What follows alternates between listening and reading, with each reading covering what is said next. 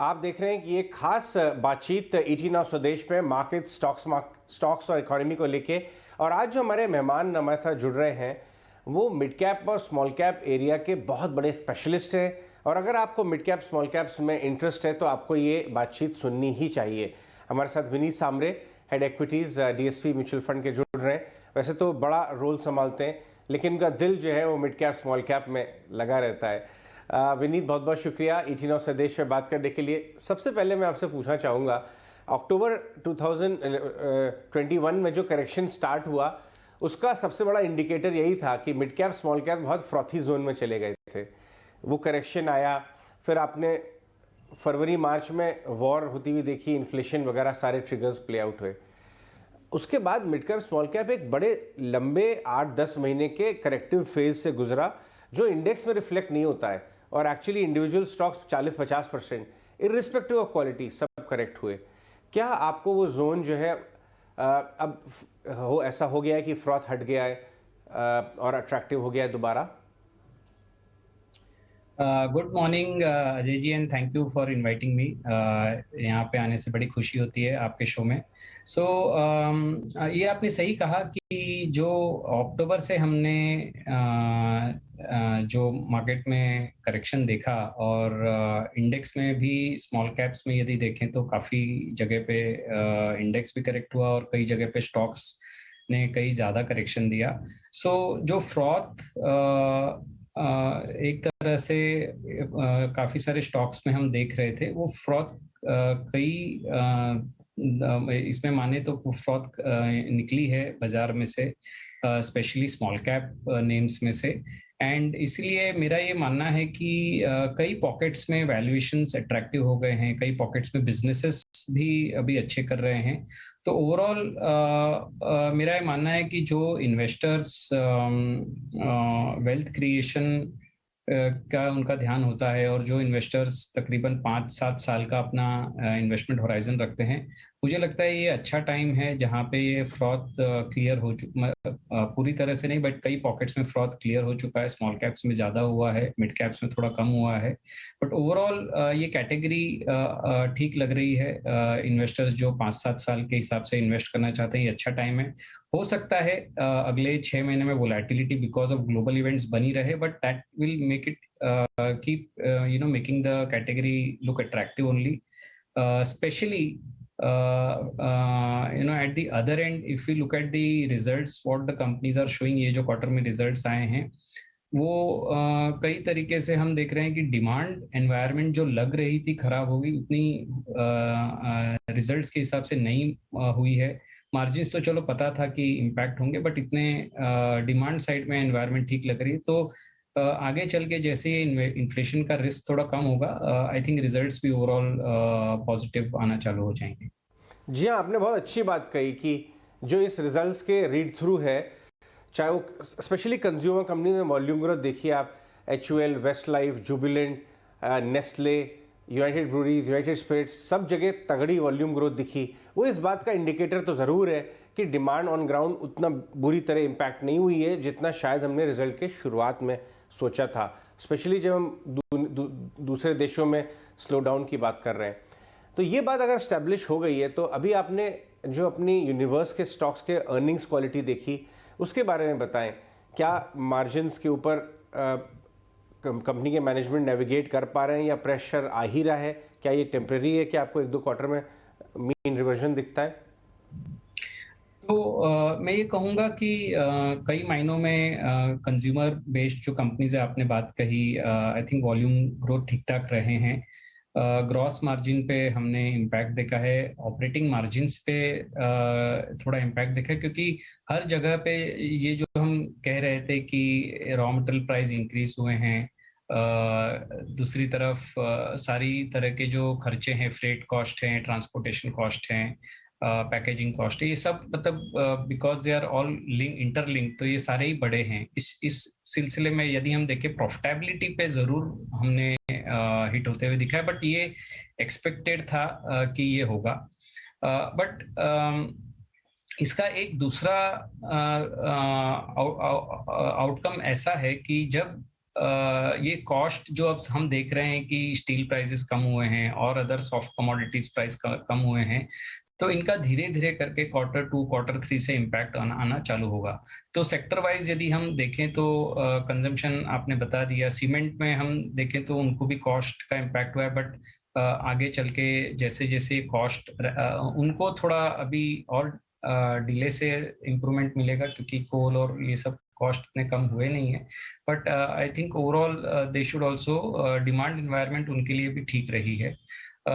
इसके अलावा बहुत एक पॉजिटिव ट्रेंड जो देखने को मिला है वो एग्री बेस्ड फर्टिलाइजर कंपनीज में देखने को मिला है, जहाँ पे despite higher input prices I think companies ने प्रॉफिटेबिलिटी अच्छी मेंटेन की, तो वो एक बहुत ही पॉजिटिव मोमेंटम है वो कैटेगरी में। और जैसे हम देख रहे हैं कि रेंज ने भी काफी अभी सपोर्ट किया, तो मुझे ये लगता है कि एग्री कैटेगरी ओवरऑल मुझे जनरली भी अच्छी लगती है। ये एक बड़ा सेगमेंट है, बहुत बड़ा हो सकता है।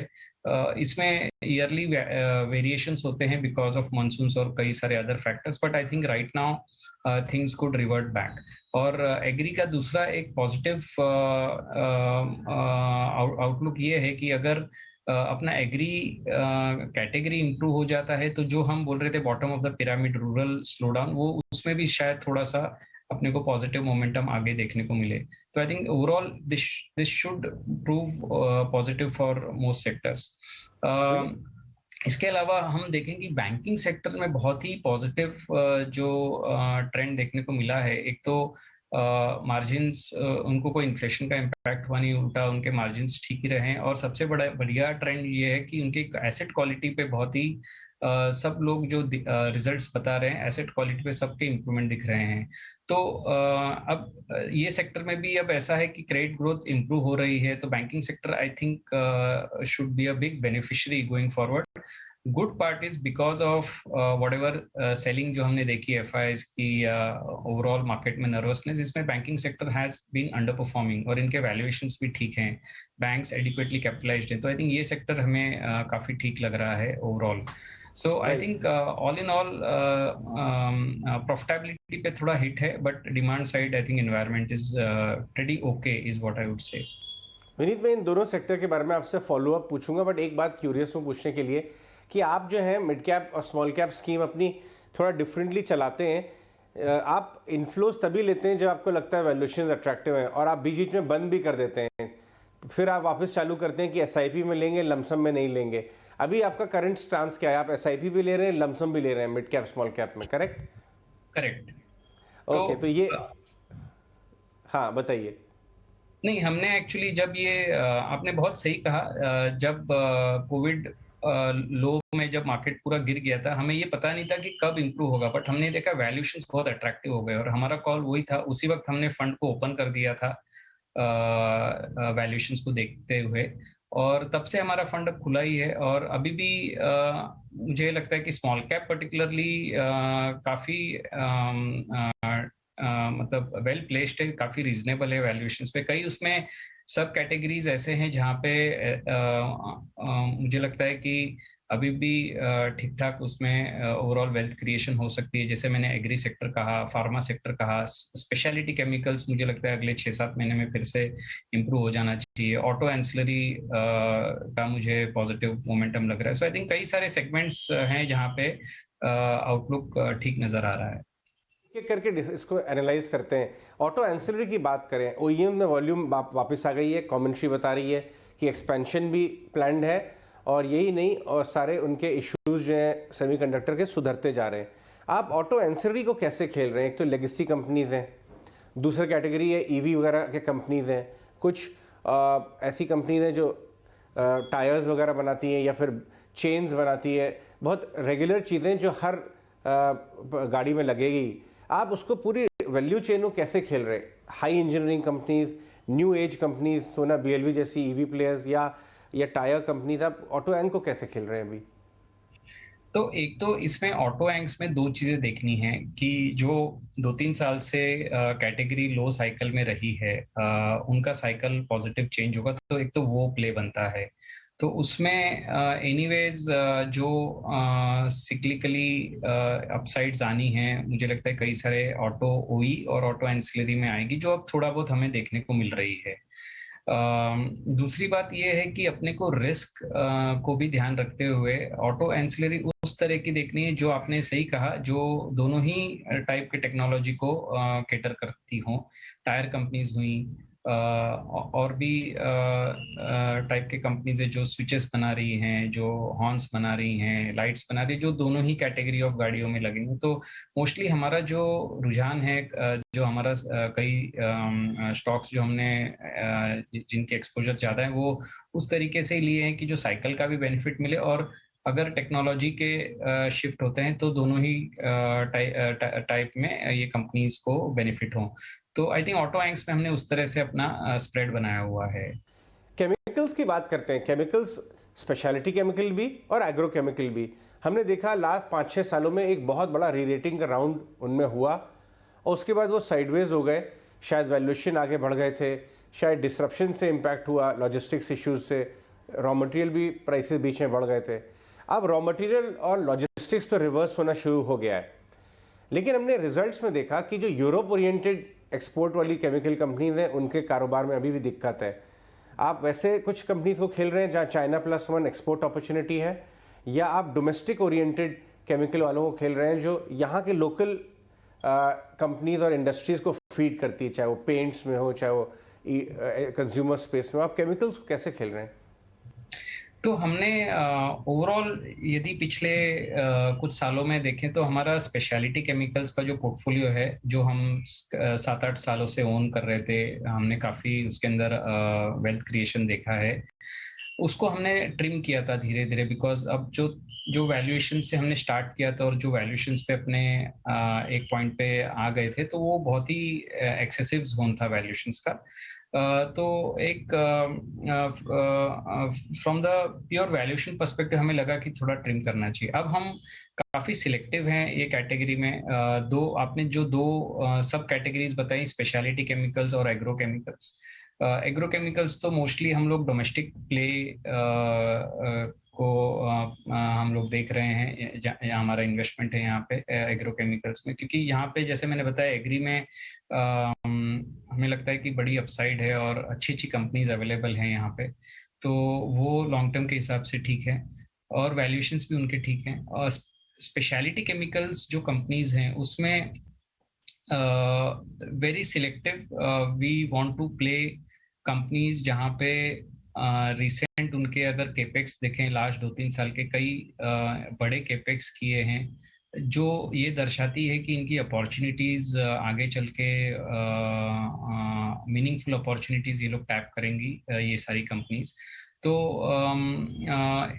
वो कंपनीज में हम अभी हमारा ध्यान है। और अभी जो आपने बताया, ये कुछ कुछ कंपनीज में हमने देखा है कि रॉ मटेरियल प्राइस की वजह से और यूरोपियन स्लोडाउन की वजह से थोड़ा बिजनेस इम्पैक्ट हुआ है, जिसके चक्कर में वैल्यूएशंस थोड़े कमजोर हुए हैं। तो वहां पे हम धीरे धीरे जो है अपना एक्सपोजर बढ़ाना चाहते हैं, क्योंकि ये जो रॉ मटेरियल का इश्यूज हैं या दूसरे इकोनॉमीज में स्लोडाउन, ये टेम्पररी इश्यूज हमें लगते हैं, जबकि स्ट्रक्चरली आई थिंक कंपनीज बेसिकली अपने आप को सक्षम बना रही हैं कि आगे चल के ये जो बड़ी अपॉर्चुनिटीज आएंगी, चाइना प्लस वन जो भी होगा, इसमें ये अपने आप अपनी भागीदारी बना पाएं और अपना ग्रोथ दिखा पाएं।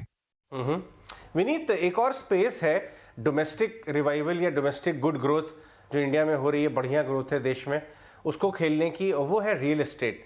अगर रियल एस्टेट के टॉप 2-3 कंपनी छोड़ दें तो बल्क ऑफ द कंपनी यहाँ पे मिड और स्मॉल है। कुछ लोग जो है रियल एस्टेट हाउसिंग रिवाइवल को मिड कैप सीमेंट कंपनी से खेलते हैं, या mid cap housing finance company से खेलते हैं, या अदर बिल्डिंग मटेरियल, ये एपीएल, अपोलो या कोई स्ट्रक्चर्ड प्रोडक्ट्स के या होम इम्प्रूवमेंट से, ये सब भी मिड कैप यूनिवर्स में बैठता है। आपको इसमें सबसे ज़्यादा अट्रैक्टिव कौन सा लगता है? आप इसको फॉलो कर रहे हैं अपने पोर्टफोलियो में? आपने सही कहा, हमने अपने पोर्टफोलियो में इसको इनडायरेक्ट वे से ही प्ले करना चाहते हैं हम, क्योंकि ये जो कंपनीज है, ये इनको बेनिफिट सिर्फ न्यू हाउसिंग ग्रोथ से नहीं आता है, बट जो घर में रिन्यूअल होता है, रिवाइवल होता है, उसकी वजह से भी ये कंपनीज धीरे-धीरे ग्रो कर रही हैं। और दूसरी बात हमने ये देखी कि हर बिल्डिंग मटेरियल्स जो एक कैटेगरी है, उसमें कैटेगरी लीडर जो है वो बहुत ही बढ़िया अपना उन्होंने पोजीशन बना रखी है। स्लो माहौल में भी हमने देखा है कि उनकी जो ओवरऑल फाइनेंशियल स्ट्रेंथ है वो अलग ही दिख के आती है। या तो वो डिमांड में हो या मार्जिन्स में हो या कैपिटल एफिशिएंसी में हो, वो अलग ही दिखाई देती है। तो हमको लगता है कि ये कई सारे जो कंपनीज हैं जो सिरेमिक्स वाली हैं, प्लाईवुड वाली हैं, सीमेंट कंपनीज जो आपने बताया, हम ये तीनों चारों जो कैटेगरीज है, इनफैक्ट पीवीसी पाइप जो कंपनीज हैं जो बिल्डिंग मटेरियल में भी काम आने वाले हैं, तो हम ये सारे जो प्लेज हैं इनको, इनके जो कैटेगरी लीडर्स हैं उनको हमने बहुत हमारे स्मॉल कैप और मिड कैप पोर्टफोलियो में और दूसरे भी पोर्टफोलियो में हम खेल रहे हैं। हमारे पास इनमें इन्वेस्टमेंट है। So I think it is across the board, but category leaders across these categories is what our focus is. Right, आपने ब्रीफली फाइनेंशियल्स की बात की थी विनीत। फाइनेंशियल जो नॉन बैंकिंग फाइनेंशियल्स हैं उनमें हमने देखा कि कुछ नई नई कैटेगरीज बढ़ रही हैं, हाई ग्रोथ एरियाज हैं। आपका इंश्योरेंस बहुत शानदार चल रहा है, एक बहुत बड़े कंसोलिडेशन पीरियड से बाहर आ रही हैं इंश्योरेंस स्टॉक्स।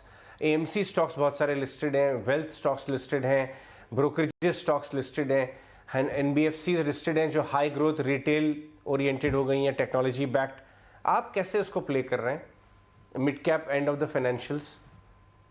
सो मिड कैप में एनबीएफसीज में हमारे पास ऑटो एनबीएफसीज हैं, हमारे पास housing focused, business finance focused companies हैं, जहाँ पे हमें लगता है कि ग्रोथ एटलीस्ट अगले 4-5 सालों तक अच्छी बनी रहेंगी, पॉजिटिव साइकिल भी आ रही है।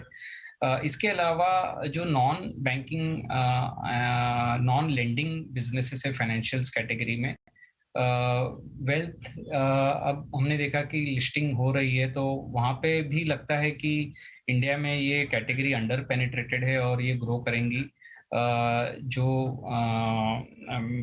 मिड एंड हाई इनकम वाले जो कैटेगरी की ग्रोथ हो रही है, I think these people will be one of the key participants which will drive the growth here. तो हमने वेल्थ वाली कंपनीज में भी एक्सपोजर ली है। और इंश्योरेंस तो हमारा बहुत अक्रॉस द बोर्ड, यदि एज ए फंड हाउस देखें तो हमारा काफ़ी अच्छा एक्सपोजर है। हमारे जो लार्ज फंड्स है, फोकस्ड फंड्स है, वहाँ पे भी कई तरह से हमने उसमें एक्सपोजर ले रखा है, बिकॉज इंश्योरेंस वाला मार्केट भी ऐसा है जो काफ़ी अंडर पेनिट्रेटेड है। और इनके क्या है कि मेन इम्पॉर्टेंट बात ये देखिए आप कि इनके प्रॉफिटेबिलिटी बढ़ रहे हैं। आज हम जो जिस दौर से गुजर रहे हैं, आज हमें मार्जिन प्रेशर हर मोस्ट सेक्टर्स में दिख रहा है बिकॉज ऑफ इन्फ्लेशन, बट ये सेक्टर्स है जहाँ पे प्रॉफिटेबिलिटी इनकी पॉजिटिव ग्रोथ बता रही है। तो ये और वैल्यूएशंस ठीक है, मतलब कई वक्त से इग्नोर्ड टाइप हो गए थे आफ्टर कोविड। मुझे लगता है इनमें जैसे से रिजल्ट्स आएंगे, I think people will follow that and I think interesting times will come in these categories. Right Vineet, एक और स्पेस के बारे में बात करते हैं, कैपिटल गुड्स। बहुत डीप सिक्लिकल सेक्टर है, कई सालों के बाद वापस रेडार पे आ रहा है, और इसमें कारोबार चाहे डोमेस्टिक हो चाहे ओवरसीज एक्सपोर्ट अपॉर्चुनिटी हो, वो बहुत लार्ज कैप सेंट्रिक थी अब तक। आपके एबीबी सीमेंस हो गए, क्योंकि ये बहुत टेक्नोलॉजी रिलेटेड प्रोडक्ट्स बनाते हैं, बहुत सुपीरियर टेक्नोलॉजी जो मिड कैप्स अभी नहीं आ पाई हैं। बट अभी हमने देखा लास्ट कुछ महीनों और हफ्तों में जो mid tier capital good stocks हैं, कंपनीज हैं, जो दूसरे कैपेक्स के अंदर भागीदारी बनते हैं, एआईए इंजीनियरिंग, अपार, ये सब जो कैटेगरी है, universe for example, Maharashtra seamless, ये बहुत एक्टिव हो गई है। आपको मिड टीयर कैपिटल गुड्स में कैसे प्लेस समझ में आते हैं? आपने एक्सपोजर लिया है इनमें? एक्चुअली ये आपने बहुत सही कहा है, और हमें भी लगता है कि ये अपॉर्चुनिटी काफ़ी बड़ी रहेगी, क्योंकि जो नए ट्रेंड्स भी हो रहे हैं, रिन्यूएबल्स बोलें आप, डेटा सेंटर्स बोलें, रेलवे प्रोजेक्ट्स जो चल रहे हैं, इनमें अब ऐसा लगता है कि ये इन टाइप की कंपनीज को बेनिफिट होगा। दूसरा बेनिफिट ये है जो एमएनसी टाइप ऑफ कंपनीज हैं, इनके इंटरनेशनल मार्केट भी इनके लिए ओपन हो रहे हैं। पेरेंट कंपनीज जो इनकी है वो ये देख रही है कि इंडिया से अपना सोर्सिंग बढ़ाएं, तो वो भी बेनिफिट एक आता हुआ दिख रहा है इन कंपनीज को। ओवरऑल हमारा एक्सपोजर इसमें रिलेटिवली अंडरवेट रहा है। हमारे पास है कुछ कंपनी, जैसे हमने PSU डिफेंस कंपनीज में एक्सपोजर लिया है, हमने बॉयलर बनाने वाली कंपनीज में, क्योंकि ये जो सब सीमेंट कंपनीज के जो स्पेंड होंगे, ऑयल एंड गैस के स्पेंड होंगे, दीज कंपनीज विद बेनिफिट, तो we have taken exposure in some of them. But धीरे धीरे हम लोग जो है ये कैटेगरी को वॉच करेंगे, क्योंकि ऐसा लग रहा है कि सडनली ओवर रिएक्ट भी हो चुके हैं कई सारे स्टॉक्स जो हैं, फ्रॉम देयर फेयर प्राइस थोड़े आगे जा चुके हैं। तो हम लोग वी आर स्लाइटली स्लो। जैसे जैसे वैल्यूएशंस कहीं पे ठीक लगेंगी, अपॉर्चुनिटी बहुत बड़ी है, और वैल्यूएशंस जब ठीक लगेंगी तो हम धीरे धीरे अपना एक्सपोजर इनमें बढ़ाएंगे। विनीत, जाने से पहले मैं एक बार समझना चाहूँगा कि अक्टूबर 2021 में आपका जो mid cap small cap portfolio है वो वैल्यूएशन में किस लेवल पे चला गया था और अभी वो किस लेवल पे ट्रेड हो रहा है? For example, mid cap small cap इसलिए बोल रहा हूँ इंडिकेटिव पर्पस के लिए कि समझना चाहते हैं कि कितना वैल्यूएशन एक्सटेंट और वैल्यूएशन करेक्शन कितना हुआ। और आप ये भी बताएं कि अपना जो आपका mid cap small cap portfolio है उसकी अर्निंग्स ग्रोथ की कैगर ट्रेजेक्ट्री पोटेंशियल आपको कैसी नज़र आती है 3 से 5 साल यहाँ बैठे हुए भी? सो सी ब्रॉडली जो हम लोग स्टॉक्स सिलेक्ट करते हैं अपने पोर्टफोलियो में, हमारा एक अर्निंग्स का टारगेट ये होता है कि कंपनीज अपवर्ड्स ऑफ 15-16% अर्निंग्स जो बता सकती हैं पोटेंशियली, उनमें हम इन्वेस्ट करते हैं। तो अभी हम लोग जब अपना एस्टिमेट्स बनाते हैं तो I think between 17 to 19% is the overall approximate earnings growth over the next 2 years or 3 years is what we see in our portfolios. और जो दूसरी बात आपने कही in terms of the valuations, जो वैल्यूएशंस ये लोग हाई पहुंच गए थे, वहां से हमने तकरीबन 20 से 25% का लो में करेक्शन होते हुए देखा है। आई थिंक 26 एक पी पे हम लोग पहुंच गए थे। अब जो मिड कैप हमारा फंड है वो शायद अब आके 21 या 22 टाइम्स पे है। सो आई थिंक ओवरऑल 20-25% का जो है वैल्यूएशन करेक्शन होते हुए देखा है, और ये रिसेंट रैली के साथ थोड़ा बहुत इम्प्रूव हुआ होगा, बट आई थिंक ब्रॉडली ये रेंज में we have seen the change. Okay, so अब हम जो है 10 महीने के अच्छे खासे करेक्शन के बाद धीरे धीरे बाहर आते हुए नजर आ रहे हैं। आप कॉन्फिडेंट हैं, आप कंफर्टेबल हैं एक बढ़िया रनवे ऑफ ग्रोथ के लिए? अर्निंग्स क्वालिटी और अर्निंग्स ग्रोथ की बात कर रहा हूँ, स्टॉक प्राइस तो फॉलो करेगा नेक्स्ट अगर 2 से 3 साल प्लस का व्यू लें। एक्चुअली ये बहुत ही अच्छा टाइम है, और ये क्वार्टर का रिजल्ट ने एक्चुअली दर्शा दिया है कि माहौल for the leading companies is okay. I think उन लोगों ने अपने आप को बहुत अच्छा मैनेज किया हुआ है, और आगे जाके जैसे ये इन्फ्लेशनरी प्रेशर वगैरह कम होंगे तो आई थिंक रिजल्ट्स की क्वालिटी और इम्प्रूव होंगी। तो ओवरऑल ऐसा ये लगता है कि ग्लोबली तो है, मतलब स्लो डाउन, रिसेशन, ये सारी चीजें, और थोड़ा बहुत इम्पैक्ट उसका आएगा, बट अपने इंडिया में सिचुएशन काफी बेहतर है। कई मायनों में मैक्रो भी देख लें और कंपनी वाइज भी देखें तो I think we are well placed as an economy. So I think the next not 2-3 quarters, I believe the next 3-4 years मैं सारी जो अपनी कंपनीज को देखता हूँ, ऐसा लगता है कि इनमें ग्रोथ रनवे काफी है, और इसलिए कॉन्फिडेंस लगता है कि इन्वेस्टर्स यदि इनमें बने रहें 4-5 साल के लिए तो ये अच्छा पीरियड है फॉर क्रिएटिंग वेल्थ। क्या बात है, बहुत ही शानदार बात बोली आपने।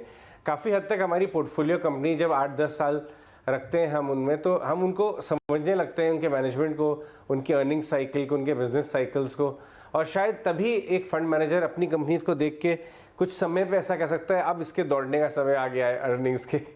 तो वो ये चीज़ झलक रही है आपकी बातचीत से। विनीत, बहुत बहुत शुक्रिया आज हमसे बात करने के लिए और मार्केट और अपने पोर्टफोलियो के बारे में हमें जानकारी देने के लिए। बहुत बहुत शुक्रिया। Have a good day ahead. बहुत बहुत धन्यवाद।